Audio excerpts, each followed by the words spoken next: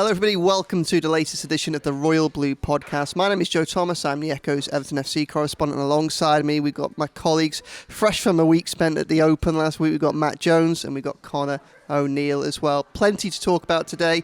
As ever, we've got the Danjuma signing, we've got the performance at Wigan the other day, a little bit about Bilal Touré and what's going on there. But first I'm going to start off with something that isn't quite so time sensitive, perhaps influenced by the return of Jared Braithwaite to the squad after his exploits with England. He returned to Finch Farm on Monday, and off the back of that, the club did an interview with him. It seemed very much like he's spoken to Sean Dyche and he wants to try and fight his way into the Everton first team during this pre-season. I put something on Twitter, and my thought process at the moment is I think Dyche is very much going with James Tarkowski, Micheal Keane, two centre-backs, and if I'm perfectly honest, I'm not convinced that he sees other centre-backs or bringing other centre-backs into the club as a priority. Now, I kind of put this out on Twitter as not my own personal belief as to where Everton should be, but I think that's going to be the tactic. And my notifications went absolutely bonkers with the amount of people saying Micheal Keane cannot be anywhere near that starting lineup or that first choice. Maybe a little bit harsh. We'll come on to it now. Matt, there are so many different elements of this Everton side that need improving, and I think we all know, we all understand that up front is, even with the sign of Danjuma, is the number one priority.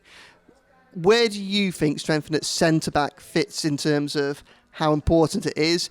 And where do you sit on the Keane, Tarkowski, Braithwaite? Is there a partnership that can work at the start of the season? Or is there a gamble if Everton don't bring anybody in? Well, I didn't see your tweets, but I probably would have joined the pile on, I think, if it saw that, based on some of Micheal Keane's performances last season.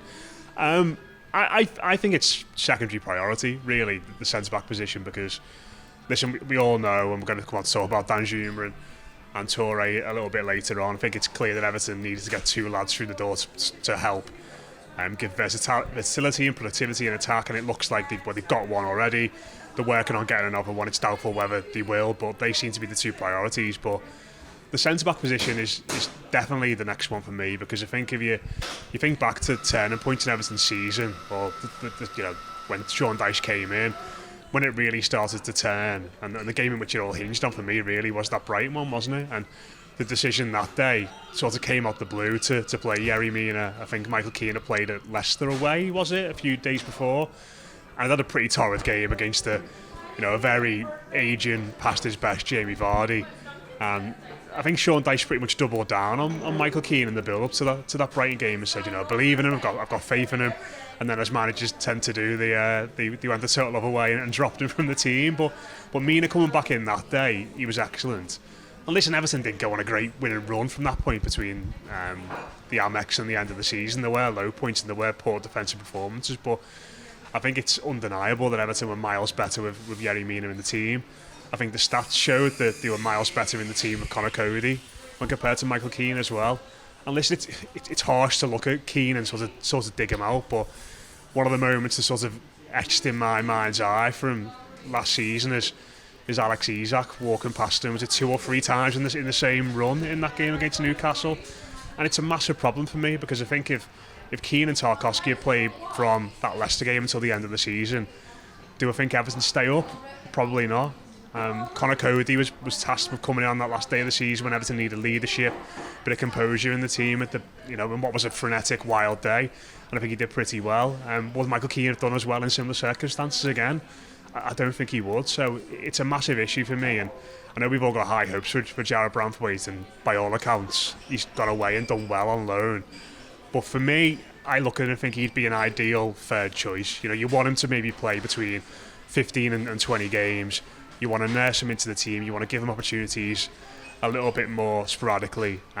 To throw him in week one and say, you're our starting centre-back, I think maybe is still a little bit too much for him, albeit I think he's a good prospect. So I think after Everton have got, hopefully, a really good striker boxed off in the next few weeks, I think they need to turn to looking at getting a real high-quality centre-back in who can partner James Tarkowski. Connor, is centre-back secondary priority to you? Is it striker then centre-back, or are you looking elsewhere? It's definitely a centre forward before anything else, because we were at Wigan on Saturday and seeing why they desperately need a centre forward. That's always been the priority. That's been the priority for over 12 months now, hasn't it? Really, for being honest.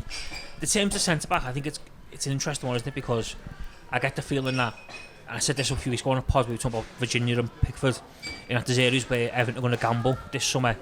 And again, I think this could be an area where Sean Dyche might gamble, and he might just go with Micheal Keane, Tarkowski, Godfrey, and Jared Braithwaite, and rotate maybe who's doing well and who's not doing well, and not bring anyone. Because I think if they were going to bring anyone in, they probably would have went for Connor Cosey.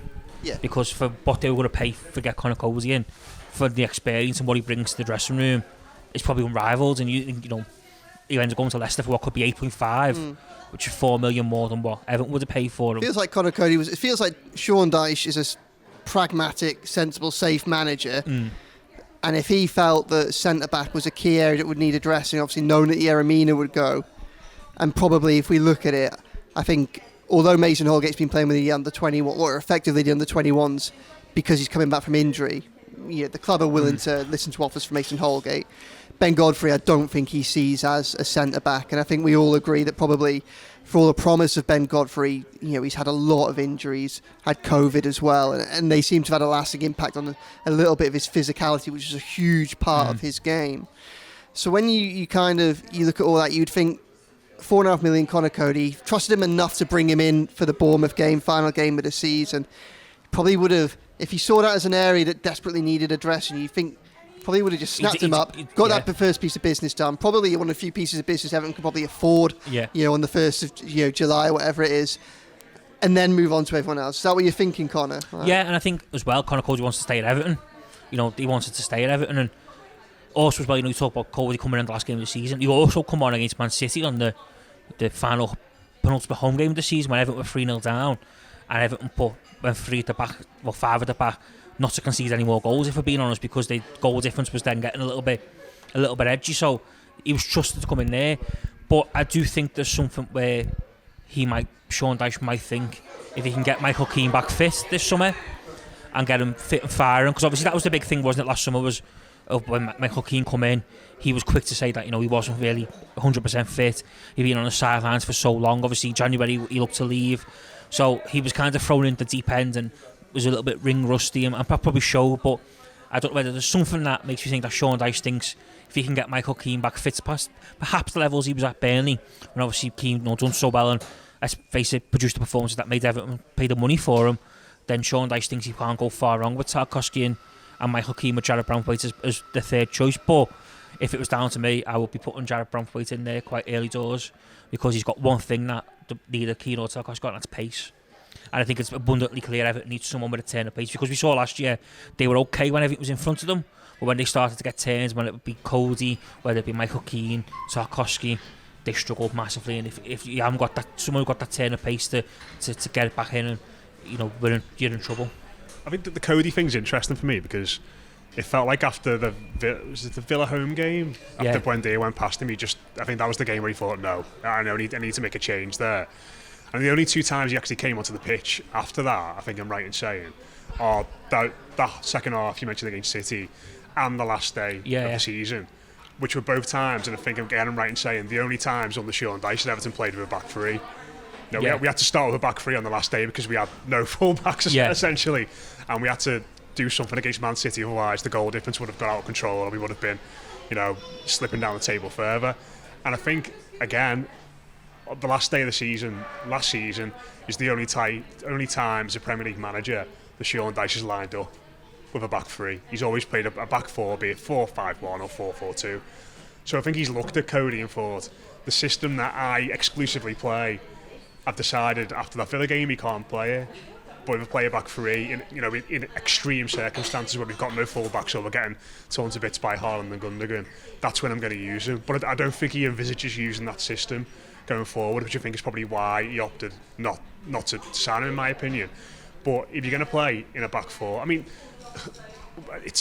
I know we're sitting here and we haven't kicked out our football yet, and we're trying to be positive and we're looking ahead going, well, if this player can come in and this manager gets hold of him, he gets fit, he has a good pre-season, he can rekindle the Micheal Keane that he had at Burnley, and he really kicks on. I mean, that, Wayne Rooney was playing for Everton that season when Micheal Keane came to Everton. That player is long gone, and I think we need to be realistic about what we're left with. And that is a player that has had good games for Everton in the last 2 or 3 years, but by and large has has proven to be a little bit of a liability. And again, I don't want to sit here and feel like I'm digging the lad out, because he has made big contributions in the last couple of years. He scored that goal against Palace, he scored the goal against Spurs. You know, he helped set up that goal against Wolves, didn't he, at the end of last season as well, which we got a point from. But as a consistent Premier League player and an inconsistent partnership with James Tarkowski, that I don't think that's a good enough partnership to keep Everton in the league. You know, Braithwaite might get thrown in the deep end and he might flourish. That would be amazing if he did, because Everton have isolated a young talent, they developed him well, and he can kick on. But I'm just concerned it might be a little bit too early for him. And what we might see then is persistent on Micheal Keane for a bit too long, like we did last season, when he made numerous errors and his confidence just completely went. And then in turn we might have to go, well, Micheal Keane's not playing well, let's throw this lad in, even when he might not be quite ready yet, when we should be drip feeding him and giving him little bits of Premier League football here and there. I think the problem with that is, though, is that Jared Braithwaite probably wouldn't want drip feeding in, because he's looking at it from a perspective of, I went to PSV last year, I got myself in the team the second half of the season, it was a team that done really well, you know, I flourished, they won the Dutch League Cup. PSV obviously wants to keep him this summer, you know, they're quite keen to sign him permanently.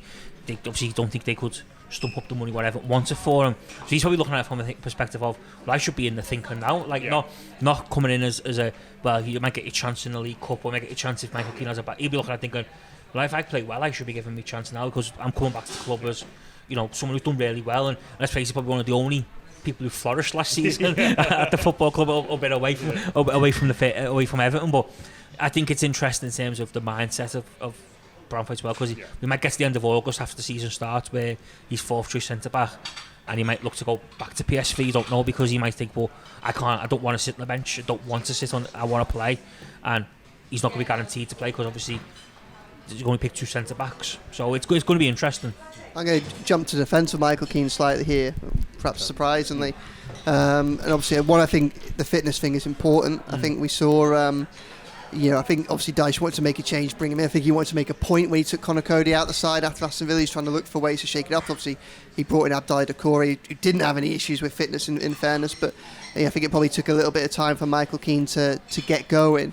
And I think something that also needs bearing in mind, in fairness, when we're trying to assess what Micheal Keane did, is just how much of a problem the fullback position was for Everton in the second half of last season. You had Patterson and Coleman out for big stints, Mikalenko struggling. I mean, for a big chunk of those games where Micheal Keane we perhaps say struggled the most, he was looking at Holgate and Godfrey at fullbacks. Now, we know that Micheal Keane isn't comfortable when he's getting turned and he's facing his own goal.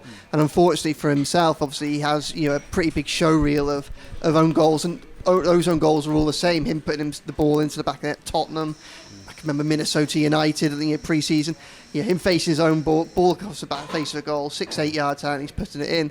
I do think one of the things that have to be fair when we're assessing it is saying, well, why did he always end up in that position? And quite often that was because Everton was so poor defensively out wide. If Everton can address those situations, I think that gives Micheal Keane, and I think Everton probably have a little bit, because I think that obviously we know Coleman can do a job, we know Patterson's growing, but they also have the kind of, the bonus of the emergence of James Garner at right back, who defensively looks quite astute as an option there. And then we also have obviously Ashley Young now at left back, who we know can do, at the very least, do the simple things well in terms of left back.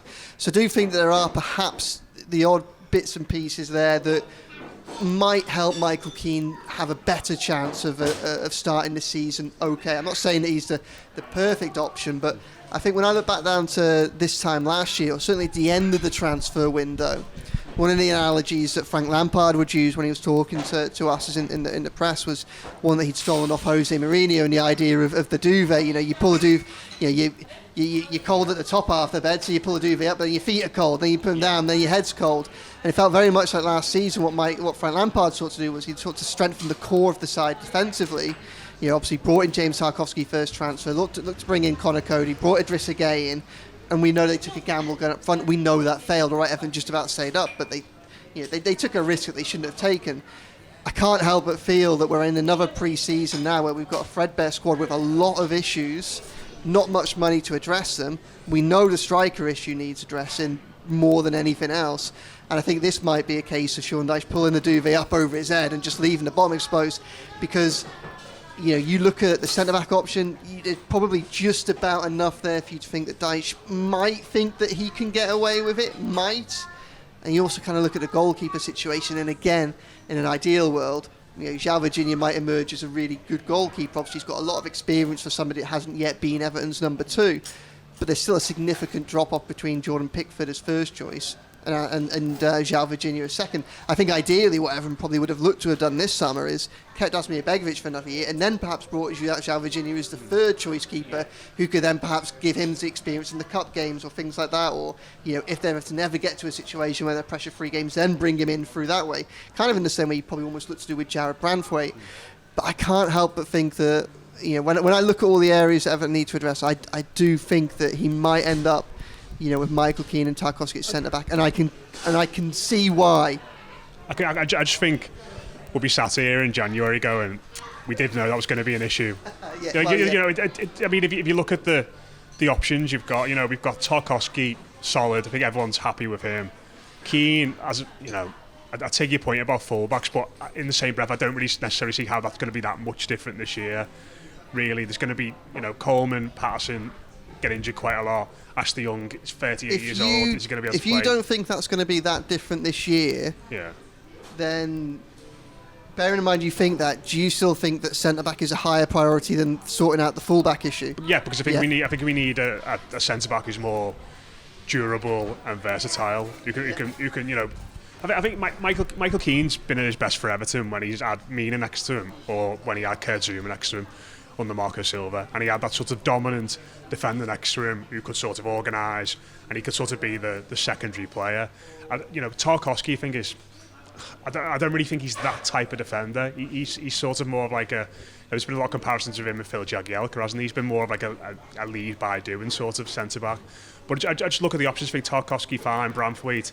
We were saying before, it's first training session today under Sean Dyche yesterday. So he's had one session. The manager might look at him and he might love him, he might not like him.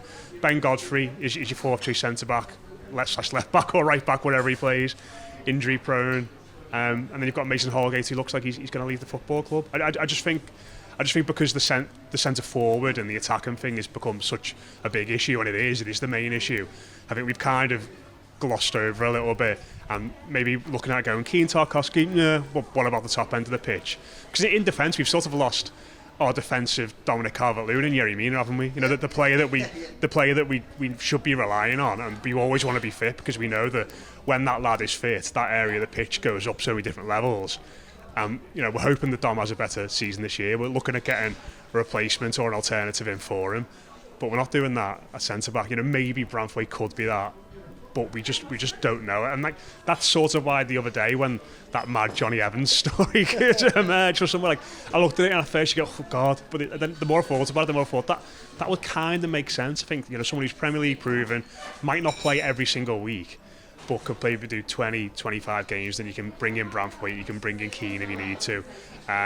So I just look at that and think we're really short in there, and we might go into the season and gamble in that position. But I think it's one of those gambles that, like we did last summer with the striker, and go, we might be a bit short there. But if Calvert-Lewin stays fit, we'll be fine. I think as well, though, with Keane, it comes back to the managers, doesn't it? And he clearly backs himself, I think, to get the best out of Micheal Keane.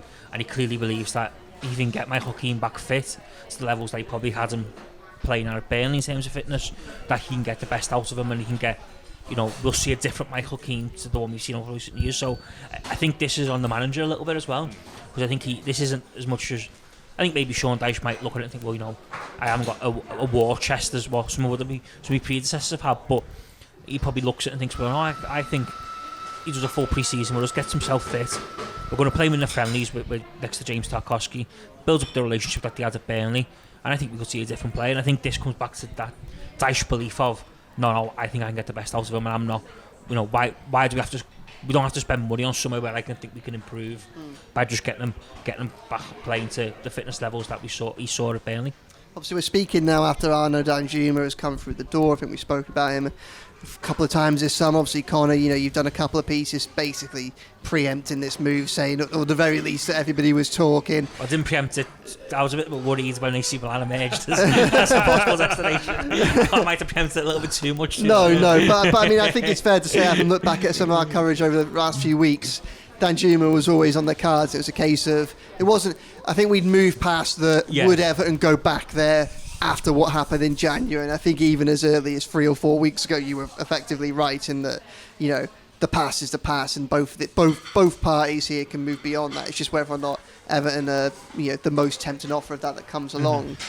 Obviously, he has signed. I think we all agree that he improves that Everton starting lineup, I think, dramatically. Yeah. It's a good deal. I think, you know, Kevin Farwell and Dan Burnett deserve a lot of credit for persevering and getting it through. I think, you know, it's good to see a degree of pragmatism there, because I think perhaps in previous years or in the previous regimes, you might never go back to Danjuma, and as a result of that, despite Everton needing attacking reinforcements so desperately and having such a limited budget, you might end up missing on what is the best opportunity you've got there to do it. Now, we know he improves Everton, and we know he's a versatile forward. Play off the left, he can play as a support striker for someone like Dominic Calvert-Lewin. He could potentially lead the line by himself, arguably. Matt, how far does the Danjuma signing go to addressing your concerns about Everton's forward lines? Do you think that Everton... I don't think anybody needs to ask the question, do Everton need a striker? We all agree that. That's just a waste of time. Do you think Everton need a striker? They've got Danjuma. If they get another striker in, they're okay? Or are you thinking Danjuma, striker, and another winger?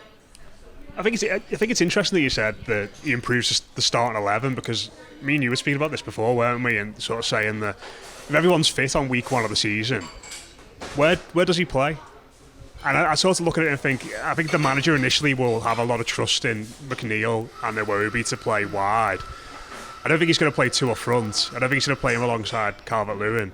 And I certainly don't think he's going to drop Calvert-Lewin if he's fit for the opening week of the season. Of course, you know, a lot of caveats here. This is Everton. We are going to have players injured. that's just how it goes. But I think I look at him and sort of think that with a lot of speculation about Demarai Gray going, I sort of feel like he's going to be that wild card option. I don't think he's necessarily going to start every single week, but I feel like coming off the bench, you could have a big impact. I feel like if you've got a few games in, you know, a short space of time, you could play him off one of the flanks. If you're playing against a team at home, like a newly promoted side, we need to go a bit more on the front foot from the start.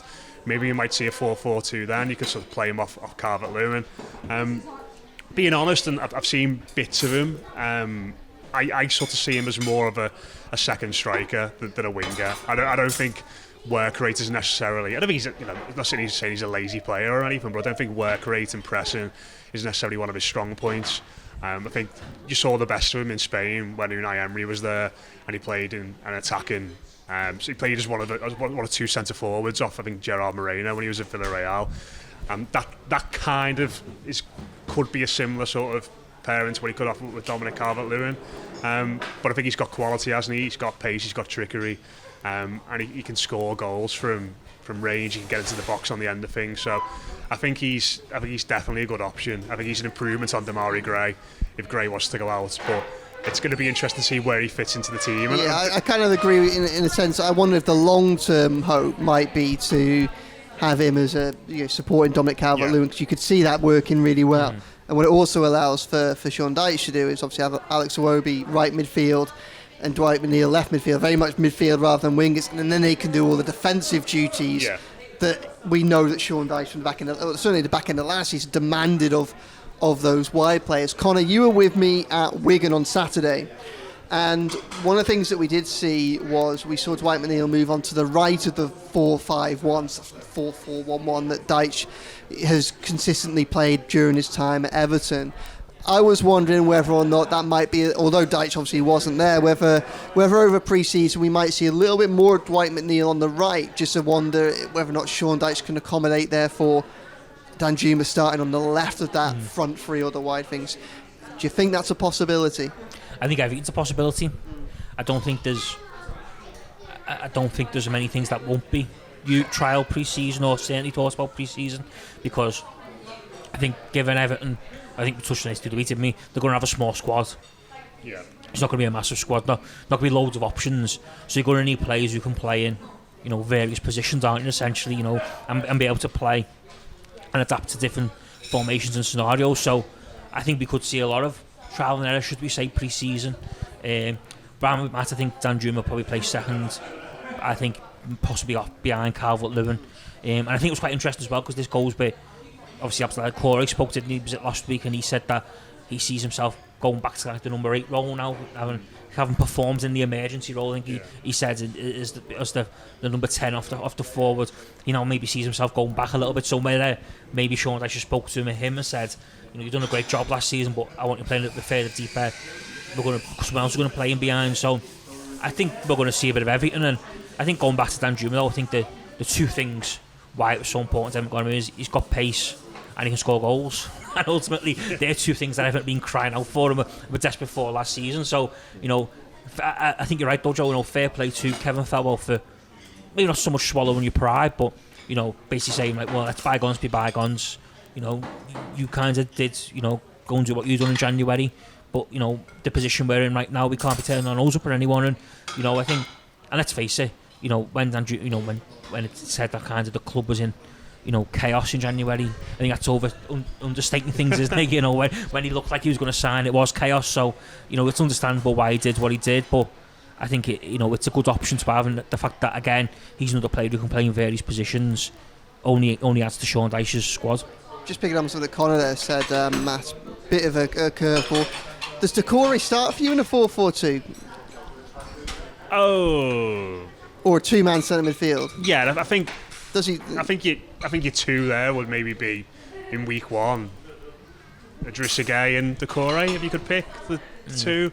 I don't know, but this is good. All of this, all this is good. Towards the back end of last season, it was like, how many keepers are we're going to have on the bench this week? You say that, obviously, at Wigan the other day, he only named 6 substitutes and 2 of them were keepers. Exactly, and this is what you want. And going back to that, I mentioned the Leicester game before where Keane struggled against Vardy, and that was the game where Everton didn't make a substitution, wasn't it? And there was if you were to transport now back to that Leicester 2-2 game, and you had I know we had Damari Gray on the bench then. Yeah. If Danjuma was there, I know Dyche makes a big play of not wanting to change things if he thinks they're working all right.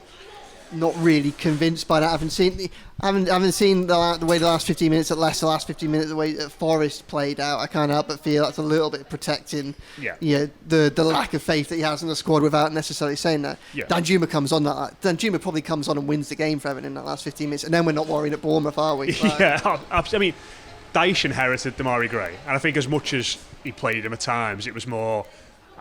You got the sense it was more else a necessity than any kind of real belief or trust in him. Whenever Everton had a chance, a full complement of attacking players, which again wasn't many, but whenever he had options, his preferred options to fill those, the striker was Calvert-Lewin, the midfielder pushing on was Touré, wingers were McNeil and Iwobi. That was his preferred 4, wasn't it, in attack?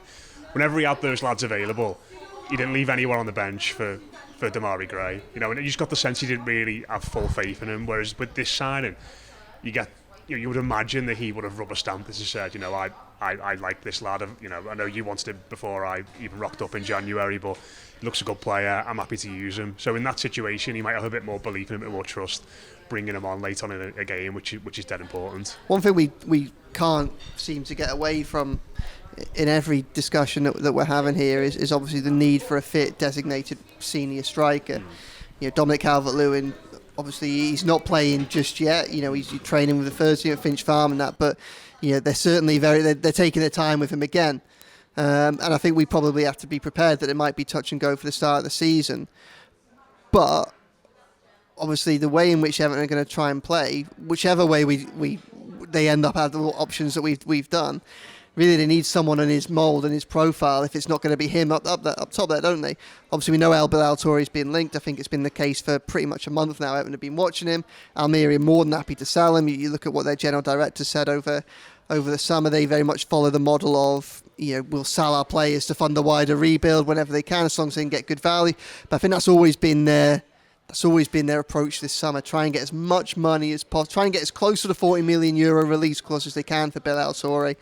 I think with Everton, it's how much can they really afford? And I think the problem Everton have got is obviously we know Atalanta have got a bit of money. We know that they're probably about to come into a lot more money. We know they could offer European football. It makes it very, very difficult, doesn't it? If it's not going to be Bilal Touré, we're speaking Tuesday afternoon. It still could be, but it's probably looking like he's heading more towards Italy. how quickly do Everton need to identify another striker, Connor, and how quickly do they need to move to get him into the door? Because it feels like whatever Sean Dyche has plans, he can't escape he can't not have a proper striker up top, and he needs one as soon as he needs to make sure there's one in place at the beginning of the season, doesn't he? Surely They should already have someone lined, someone in the thinking. They should have more than one. And we were talking about this actually before in the office. Yeah. They should have more than one. There's got to be more than Touré in the thinking. Okay, he's the one who they're pursuing at the moment because they fancy him over others, but they've got to have other options. They can't. This can't be another. I know Kevin Felwell and Sean Dyche were at the club when this happened, but this can't be another Olivier Giroud moment of what we had when Ronald Koeman was in charge, when they spent weeks trying to persuade him. Eventually got there, and then at the 11th hour he said, "What was he?" He spoke to his wife, and she didn't want to lose him at Merseyside, and the deal was off. And then Everton said, "Oh, well, we basically have anyone else lined up to go for," and we've wasted 4 to 6 weeks trying to get this lad over the line. They can't afford that again. They need to have someone lined up now to go for, and they need to get him as soon as possible. Because time is at the essence. I mean, they play again on Saturday at Stoke. Then it's one more friendly. Then the season starts. It's not like. Well, then it's Victor Gokera's coming to. Yeah. Well, we should. Yeah. I don't know how, but we should have been in the mix for him. He's one who a little bit has got away, I think. But yeah, they've got to have someone else lined up. They can't let this rumble on, and they can't go into the season still rumbling on trying to, get it forward. They must. The thing I just think is they've had so long. I mean, Frank Lampard was speaking in last September, October about the January transfer window, saying, basically we're going to need to bring another centre forward in. We know we need help in that area, and yet here we are, nearly a year on, and the same conversations are being said, and everyone's saying the same thing. So they need to get someone in as fast as they can. They need to identify people who they can go for, and they need to give them someone as fast as they can, because they need to hit the ground running. They need to get fit, and they need to be available on the open day of the season full. Because, and like we've said it a few times on this podcast, haven't we? Those first sort of 6 or 7 games are quite favourable for Everton.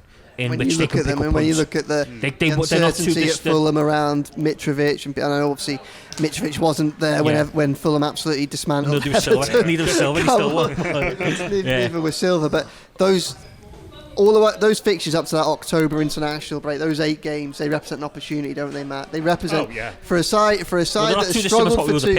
If we just said you pick fixtures, I pick fixtures. For a side that struggled for 2 consecutive years, has a threadbare squad and not a huge amount of money in the transfer window, that's a hell of a good opportunity to get off to a good start, isn't it? And it feels like they have to have the key parts of the jigsaw in place, and maybe they can furnish around the wings and fullbacks and maybe centre back 3-4 games into the season, as the transfer window goes on.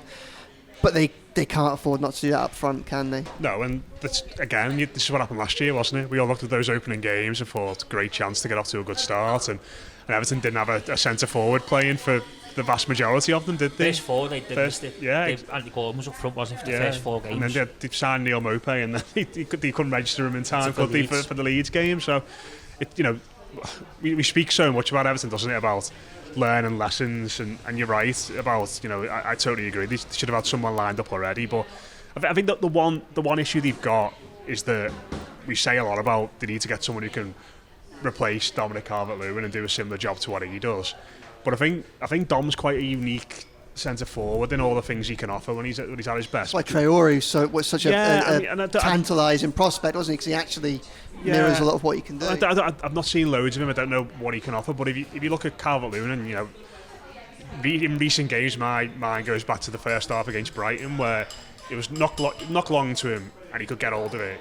He could knock into the channels and he'd run after it. It was playing into his feet and he could do little back heels and bring others into... Set the first goal, didn't he? Yeah, exactly. And there's not many centre forwards you can say are good with the back to goal, can run in behind, are quite tidy with the feet, really strong in the air as well. If you just want to launch it forward, he's a very multifaceted forward. Of course, you could do being a bit more ruthless in front of goal, but if you want someone to just play off and get you up the pitch and give you a bit of room to breathe when you're under pressure, which Everton are going to be in most games in the Premier League, if we're being brutally honest, go and get me someone like that.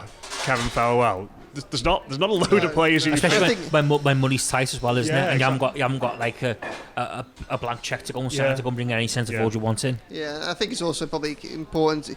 We all recognise that Dominic Calvert-Lewin's more than capable of still doing a job. We just, I think the last 2 years have shown it's unfair on him as much as anything else, just to rely solely on him.